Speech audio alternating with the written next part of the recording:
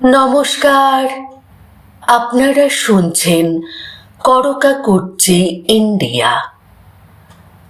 আজকে আমি আপনাদের শোনাতে চলেছি একটি ভ্যানিটি ব্যাগ আর একটি লাজুক অনুরোধ। ব্যাগটা ধরুন না প্লিজ। কে জানতো এই সামান্য ঘটনাই একদিনে জন্ম দেবে বাংলা গানের ইতিহাসের অন্যতম সুন্দর প্রেম কাহিনীর। চলুন শুরু করা যাক সেই অসাধারণ প্রেম কাহিনী। ভালোবাসা কখন, কোথায়, কিভাবে এসে জীবনের দরজায় কড়া নাড়ে তা কেউ জানে না। কখনো একটি গান, কখনো একটু দৃষ্টি, আবার কখনো একটি ভ্যানিটি ব্যাগ। আজকের গল্প এমনই এক ভালোবাসার, যার শুরু হয়েছিল এক তরুণী শিল্পীর লাজুক অনুরোধে। ব্যাগটা ধরুন না প্লিজ। সেই অনুরোধের হাত ধরেই জন্ম নিয়েছিল বাংলা গানের ইতিহাসের অন্যতম সুন্দর এক দাম্পত্যের গল্প। আজ আমরা ফিরে যাব অবিভক্ত বাংলার যশোরে, এক সঙ্গীত অনুষ্ঠানের মঞ্চে, যেখানে প্রথমবার একে অপরকে একটু অন্য চোখে দেখেছিলেন দুই তরুণ তরুণী। একজন পরবর্তীকালে হয়ে উঠেছিলেন উপমহাদেশের কিংবদন্তি কণ্ঠশিল্পী, আর অন্যজন তাঁর জীবনের সবচেয়ে বিশ্বস্ত সঙ্গী। চলুন শুনে আসি হেমন্ত মুখোপাধ্যায় ও বেলা মুখোপাধ্যায়ের প্রেমের সেই অজানা অধ্যায়। বেলা মুখোপাধ্যায় তখন তরুণী, তাঁর পিতা হরিশঙ্কর মুখোপাধ্যায়। হরিশঙ্কর মুখোপাধ্যায়ের দুই কন্যাই রেডিওর শিল্পী। বড় বোন আভা মুখোপাধ্যায় ইতিমধ্যেই ভীষণ জনপ্রিয়। স্বয়ং পঙ্কজ মল্লিক তাঁর অডিশন নিয়েছিলেন। কাশীনাথ ছবিতে গাওয়া ও বনের পাখি, কোথায় গেলে তুমি বনের পাখি, গানটি মুক্তির পর চারিদিকে প্রশংসার ঝড় ওঠে। চলচ্চিত্র থেকে অর্থনৈতিক সাফল্য খুব বেশি না এলেও নানা জায়গা থেকে অনুষ্ঠানে গাওয়ার ডাক আসতে থাকে।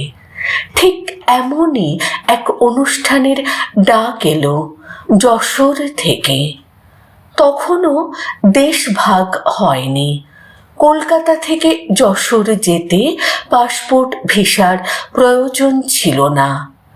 গার্স্টিন প্লেসের রেডিও স্টেশন থেকে শিল্পীদের নিয়ে যাওয়া হলো অনুষ্ঠানে। সেই সফরেই ঘটল এক আশ্চর্য ঘটনা। বেলা দেখলেন তার দিদি আভা এক দীর্ঘদেহী তরুণ গায়কের সঙ্গে গল্পে মশগুল। এমন সময় বেলা মৃদু কণ্ঠে বললেন, ব্যাগটা ধরুন না প্লিজ। আভা ব্যাগ নিতে অস্বীকার করে বললেন, ওর হাতেই দে না। তরুণ গায়ক হাসি মুখে হাত বাড়িয়ে ব্যাগটি নিয়ে নিলেন। সাধারণ একটি মুহূর্ত, কিন্তু কে জানতো এই সামান্য ঘটনাই একদিন বাংলা গানের ইতিহাসে অমর হয়ে থাকবে। সন্ধ্যায় শুরু হলো অনুষ্ঠান। মঞ্চে উঠে বেলা গাইলেন, ও বনের পাখি, কোথায় গেলে তুমি বনের পাখি। শ্রোতারা মুগ্ধ। একের পর এক গান শেষ করে তিনি যখন মঞ্চ ছাড়লেন, তখনও তাঁর ব্যাগটি সেই তরুণ গায়কের কাছেই রয়ে গেল। ইচ্ছে করলেই তিনি ফিরে চাইতে পারতেন, কিন্তু তিনি চাইলেন না। হয়তো মনের গোপনে চেয়েছিলেন আরও একবার তাঁদের দেখা হোক। আর অন্যদিকে সেই তরুণও ব্যাগ ফিরিয়ে দেওয়ার সুযোগ খুঁজছিলেন। গ্রিন রুমে অনেক খুঁজেও পেলেন না তাকে, ফলে ব্যাগটি নিজের কাছেই রেখে দিলেন। দূর থেকে লুকিয়ে লুকিয়ে বেলা দেখলেন একজন দীর্ঘদেহী তরুণ একটি বিশাল ভ্যানিটি ব্যাগ হাতে নিয়ে এদিক ওদিক ঘুরে বেড়াচ্ছেন। দৃশ্যটি দেখে তার মুখে ফুটে উঠল মৃদু হাসি। কলকাতায় ফেরার পথে বাসে আবার দেখা। তরুণটি বিনয়ের সঙ্গে বললেন, অনেক খুঁজেও আপনাকে পাইনি, তাই ব্যাগটা আমার কাছেই ছিল, সেজন্য আমি দুঃখিত। এই সরল ক্ষমা প্রার্থনাই হয়তো বেলার মন আরও ছুঁয়ে গিয়েছিল। এরপর হঠাৎ আভা লাজুক মুখে বললেন, দিদি, আমি না হেমন্ত দাকে বাড়ি আসতে বলেছি। হ্যাঁ, এই সেই হেমন্ত, যার কণ্ঠ একদিন কোটি মানুষের হৃদয়ের আশ্রয় হবে। আর সেই তরুণী, তিনি পরবর্তীকালে হবেন বেলা মুখোপাধ্যায়, হেমন্ত মুখোপাধ্যায়ের জীবন সঙ্গিনী। সময়ের সঙ্গে সঙ্গে প্রেম গভীর হলো, বিয়ে হলো, তারপর শুরু হলো একসঙ্গে পথ চলা। খ্যাতির শিখরে পৌঁছেও হেমন্ত মুখোপাধ্যায় বারবার স্বীকার করেছেন তাঁর জীবনের সবচেয়ে বড় শক্তি ছিলেন বেলা মুখোপাধ্যায়, যিনি শুধু তাঁর স্ত্রী নন, ছিলেন বন্ধু, সমালোচক, আশ্রয় এবং প্রেরণা।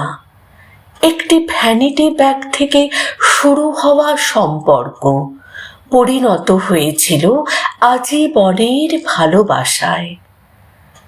জীবনের সবচেয়ে সুন্দর গল্পগুলো কখনো পরিকল্পনা করে লেখা যায় না, সেগুলো জন্ম নেয় আচমকাই, একটি অনুরোধে, একটি হাসিতে, একটি অপেক্ষায়। হেমন্ত ও বেলার গল্প তেমনই, একটি ভ্যানিটি ব্যাগ, একটি লাজুক দৃষ্টি, আর দুটি হৃদয়ের নিঃশব্দ কাছাকাছি আসার গল্প। বেলা মুখোপাধ্যায়ের জন্মদিনে তাকে জানাই গভীর শ্রদ্ধা ও ভালোবাসা। আর আপনাদের যদি এই গল্প ভালো লেগে থাকে তাহলে অবশ্যই ভিডিওটি লাইক করুন, শেয়ার করুন এবং করকাকুর্চি ইন্ডিয়া চ্যানেলটিকে সাবস্ক্রাইব করতে ভুলবেন না। আজ বিদায় নিচ্ছি, আবার ফিরে আসব বাংলা সংস্কৃতি, সাহিত্য ও সঙ্গীত জগতের আরও অজানা গল্প নিয়ে। নমস্কার।